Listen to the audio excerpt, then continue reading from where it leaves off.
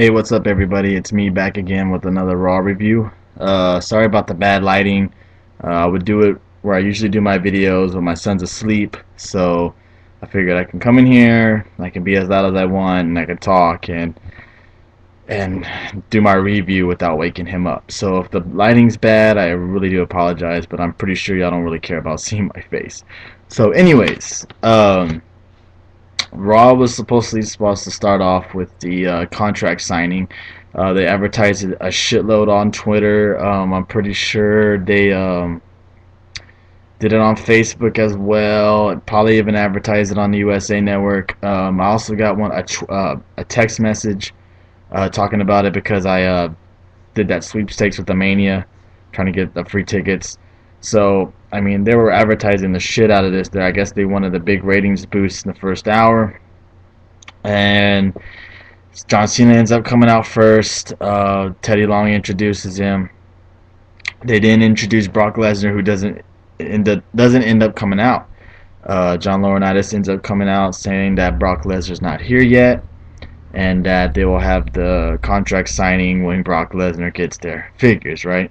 Get you all hyped up to tune in, and then they let you down. Then, all of a sudden, boom, Edge shows up. He comes out. No one was expecting this, I'm pretty sure. Came down, gave an awesome promo, pretty much saying that Brock Lesnar is the guy who's anti-WWE. He's just here for the money. He doesn't care about the fans. He doesn't care about the wrestling. He just wants them to have the money. And that Cena needs to wake up and get focused because he's the right thing for WWE, because he's here for the fans and here for the love of the rest of wrestling, and all that kind of stuff. I thought it was a pretty good promo, but it was kind of like back and forth with the Rock's issue. I'm here because I love wrestling, and you're not here because you go acting and stuff. It's like repeating itself over and over. But the way Edge delivered it and the way he was so into it made it a really good promo, and it worked. It kind of felt like, oh, they're bringing in Edge, that they're worried about ratings. No, I don't think so. I think it was just something different. I'm pretty sure Edge was there negotiating a contract, because his contract's coming up pretty soon. So I'm pretty sure he was already visiting Vince, making a contract, and Vince said, hey, how about you come on to Raw tonight? You haven't been on Raw in such a long time. Blah, blah, blah. That's just my opinion. I'm probably totally off. But I thought Raw started off with the hype they gave the beginning of Raw. You thought it would come out with a bang, but I thought it was okay. I wasn't impressed, but I wasn't disappointed. After that, we had our first match of the night, which was Y2J versus Kofi Kingston. Seems like Kofi Kingston's the guy that they put up against to get the guy over, but they know it's going to be a good match. This match was excellent. For example, last week, Daniel Bryan versus Kofi. This week, Chris Jericho versus Kofi. This match was a great match. I enjoyed it. I really wish they would give Kofi Kingston a push, because he's a good wrestler, and I've never seen a bad match from Kofi Kingston. His mic skills, but his in-ring skills are excellent, and he deserves a push. Maybe not a world title push, don't get me wrong, but why not a U.S. title push? Why not an Intercontinental Championship push? Imagine Kofi versus Cody Rhodes. That would be an excellent match. But, yeah, pretty good match. After that, Y2J got on the mic and said that he got CM Punk a present, and that CM Punk would enjoy it, and that he'd love it, and blah, blah, blah, blah, blah. So after that, they ended up interviewing CM Punk backstage and asking what it was, and it was a liquor basket full of all this liquor. And CM Punk said, I have nothing, I don't need this. So he gave it to Josh Matthews, and he kept one liquor bottle. I guess try to make it all smooth. After that, we had another match, versus Lord Tensai versus R-Truth. Still, Lord Tensai is not over with the fans yet. I enjoy him as a wrestler, and it just sucks that they stuck him with this stupid gimmick. Why not have him come back as Big Bernard? Like I thought, that would have been perfect. Have him come back as Big Bernard, not some stupid gimmick. He could have still said I dominated Japan. You know, I just don't understand. I thought it was an alright match. That claw shit is not. I'm not gonna believe that's gonna hurt someone. Why not do your claw and then finish him off with that move you did on Cena to beat him that one night? Why not? That would be perfect instead of you just spitting in your hand and then doing the claw. Like, come on now. Am I supposed to believe that's gonna knock someone out? Give me a break. After that, we had another backstage segment. I know I'm getting into these backstage segments and I really never talk about it, only because it sets up what's gonna happen on Raw. A segment on Raw. Alex Riley comes up to Y2J and said, "Hey, I just got kicked out of Punk's dressing room because I saw him drinking." They go over there and sneak up to the door, and it shows CM Punk sipping on a cup, and there's a liquor bottle right next to him. So it looks like he's drinking. He looked like whiskey, I'm pretty sure, or bourbon or something. So there you go. So Y2J has this little idea, so cuts off to that. Then we had Kane with another promo. Comes to the ring, just I don't even really want to talk about this segment because it was pointless. Pretty much, Randy Orton gets Paul Bearer, who's died twice already, and he's like the Kenny of WWE. He comes back, and he throws him into a freezer, and thinking that Kane's gonna care, and Kane gives two shits. He doesn't give a shit. So it's like basically Paul Bearer came back from the dead to just basically die again. I mean, how stupid was that? It was just retarded. I don't really even want to talk about that segment because it was just so stupid. I'm trying to see what else. Oh, after that we had a tag team match with the Big Show and fucking great stupid shitty ass Khali versus Cody Rhodes and Alberto Del Rio. They also announced a new match at Extreme Rules, a rematch between Cody Rhodes and Big Show. They haven't announced the stipulation of the match, but I hope to God it's some kind of stupid gimmick so somehow Cody Rhodes can win this belt back. I mean, does the Big Show really need to have a fucking title? An Intercontinental title? I mean, he didn't even put it up on the line once. Ever since he's won that damn belt, he's been tag teaming with the Great Khali like there's some kind of great tag team. Get that shit off my TV. I don't want to. The only reason why I watched that tag match was because Cody Rhodes was in the match and Alberto Del Rio. So I thought maybe, possibly, they can make this a good match. Boy, was I fucking wrong. Great Khali can barely fucking walk as it is, and they expect him to go in a ring with Cody Rhodes and Alberto Del Rio, two good wrestlers. Oh God, I'm ranting and I'm sorry. Big Show and Khali ended up getting the fucking win. So I'm hoping Rhodes gets revenge and wins the title back at this Sunday. Other than that, crap. After that, they showed Brock Lesnar coming into the arena. Josh Matthews went up to him to get an interview. Brock grabbed him by his neck, threw him up against the trailer, smiled and slapped him on the face, kind of playfully. While Brock Lesnar was walking away, Josh Matthews says, "I was just trying to do my job," opening his dumbass mouth. Brock Lesnar turns around, grabs him, and throws him like he's a fucking little puppy. My God, he threw him like it was nothing. Oh man, it was funny, but I don't know what to say. It was funny. That's all I could really say. He threw him like it was like he was a fucking pencil throwing him in the trash. It was just hilarious. After that, we had Beth Phoenix versus one of the Bella Twins. I'm not sure which one it was. I really care less. For the Divas title, Beth Phoenix ended up injuring herself. I don't know if it's part of the storyline or if she really did it. I missed it at first. I thought because she jumped out of the apron onto the outside. And I missed that part because all of a sudden I saw her grabbing her ankle. So I rewinded it on my DVR, and it ended up. I thought she slipped on, sweat or something on the mat. But when she jumped down, her left foot, it looked like, gave out on her, and she twisted her ankle. It could be, part of the storyline, but it looked legit. So I'm hoping now that she's hurt, Karma comes into the story. Because remember with the Bellas talking shit about Karma, this is the perfect time for Karma to show up and to beat the shit out of them and they can get fucking released. I don't give a shit. I want good diva wrestling, man. I want good diva wrestling. I'm tired of watching divas and I'm like, what the fuck am I watching? I can watch better girls wrestle in my backyard. I don't want to see that bullshit. So hopefully Karma shows up and saves the day.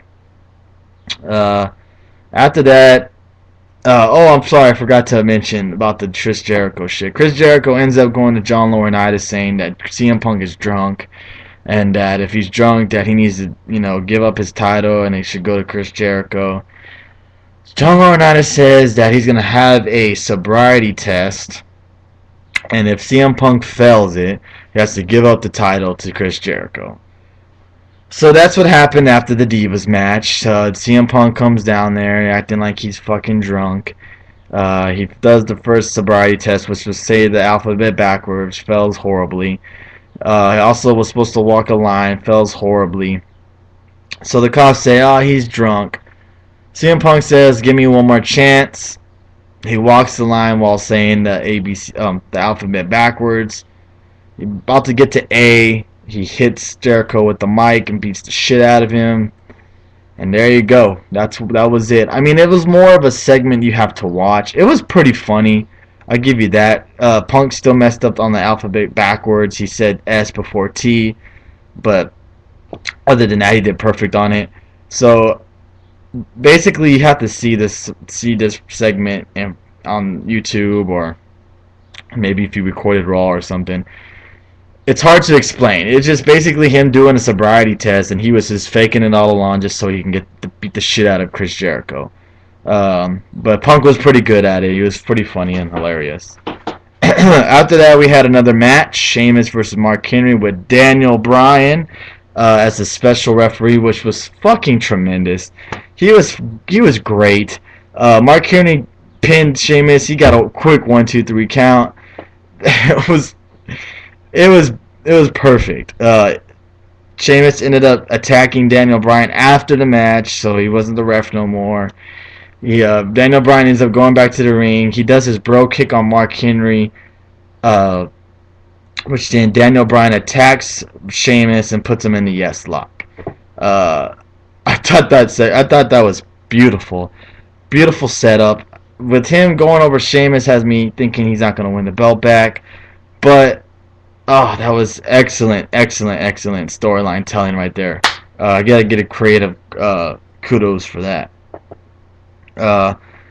After that, we had another tag match between Primo and Epico versus Zack Ryder and Santino. I don't know what the fuck is up with the Primo and Epico little storyline. I guess they're trying to get him to join Abraham Washington, and maybe they're gonna feud out with Rosa Mendez. I don't know, but he can, say, ever since you got Rosa, or, Rosa's just letting you down, blah, blah, blah. But match was alright. Zack Ryder and Santino ended up winning. Why? You have your tag team champions looking like little bitches. You would think you would make them look strong and unbeatable, but they have them looking like little poo nannies. I don't understand that at all. It just makes me angry. And, these two guys are good wrestlers, and they're losing to tag teams who are not even really fucking tag teams. This doesn't make any sense. After that, we had another stupid tag match. And this one, again, Dolph Ziggler, people, deserves better than this. He deserves better than what he's getting stuck with right now. It was Dolph and Swagger versus Brodus and Hornswoggle. I don't even remember what the fuck happened in this match because I wasn't really paying attention. I was so damn angry that they're sticking Dolph Ziggler in these stupid matches when he should be going one-on-one with CM Punk, Daniel Bryan, anybody, name them, Miz, Sheamus, even fucking Mark Henry, for God's sakes. And they stick him in a match with Brodus Clay and Hornswoggle. I mean, give me a fucking break, man. I enjoyed this Brodus Clay thing at first, but it's starting to get fucking annoying because all he does is squash people and dance. That's stupid. I know Brodus Clay can wrestle, Give him fucking 5 to 6 minutes in the ring with Ziggler, Swagger. I don't give a shit who. This is stupid, WWE. Really. This is dumb. You know, you pull him off TV for what, a month or month and a half so he can get better at his wrestling. But you don't even give him a fucking 5 minute match. I mean, it just doesn't make any fucking sense to me at all. A funny thing during Raw was they showed a bunch of highlights of Brock Lesnar, and every highlight was him fucking squashing a TNA guy. First it was Jeff, then it was RVD, it was fucking Kurt Angle. It's like, damn. Brock Lesnar fucking squashed TNA before he even entered the company. That's how fucking crazy it was. I guess maybe that was their fucking deal. Show 3 guys from TNA for getting Ric Flair on the Hall of Fame. I don't know, but I thought that was funny. Alright, now on to the damn contract signing. Brock Lesnar ends up coming out first with John Laurinaitis. He says to John, before we have this match, I have some stipulations I want to add to my contract, which is to make Monday Night Raw different title now. It's going to be Monday Night Raw featuring Brock Lesnar.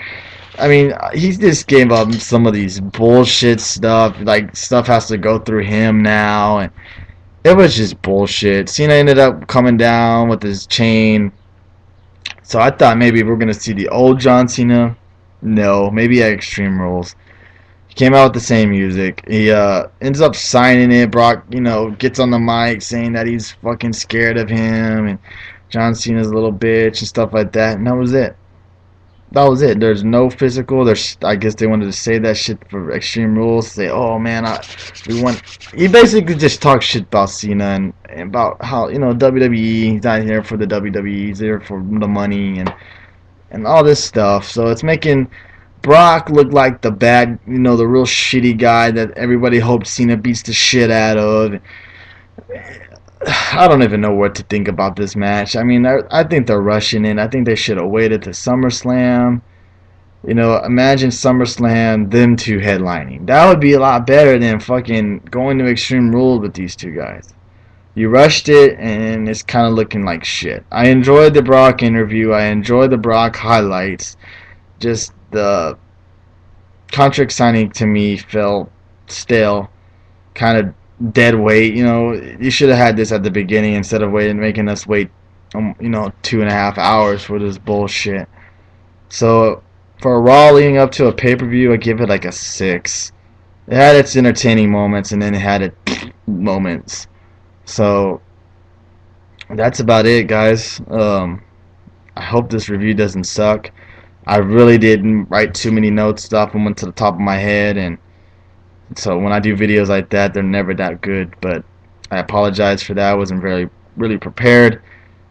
Thursday, I'm gonna do my review, or not my review, my predictions of what I think is gonna happen at Extreme Rules. Also, Thursday is that radio show me and my friend Jason do. If you go to Blog Talk Radio and just go to the wrestling part and type in Jason and Anthony, we're pretty much the first names that will pop up. It's going to be at Thursday at 3 o'clock Eastern Time. It's a 30-minute show. You can also find it on my favorites. I always favorite all the videos that he puts up on the YouTube. So if you're ever curious or you never can listen to him at that time, either at school, work, or whatever have you, you can just go to my favorites and look for the video and just click on them and listen to them. They're only they're in parts. They're 15-minute part 1, part 2. It's only a 30-minute show. Last week we talked about who should be in the Hall of Fame, and it was pretty good. The conversation went a little bit longer than we expected. This week, Jason is going to have some more topics that he's going to come up with, and also we're going to probably talk Raw and what we think may happen at Extreme Rules. So I hope everybody can tune into that. I'm very excited about that. I hope good things come out of it. We would like to go an hour, but we want to see how this 30-minute show goes and how many listeners and stuff like that we get. So anyways, thanks for watching my Raw review. Look for my pay-per-view review prediction video up this Thursday.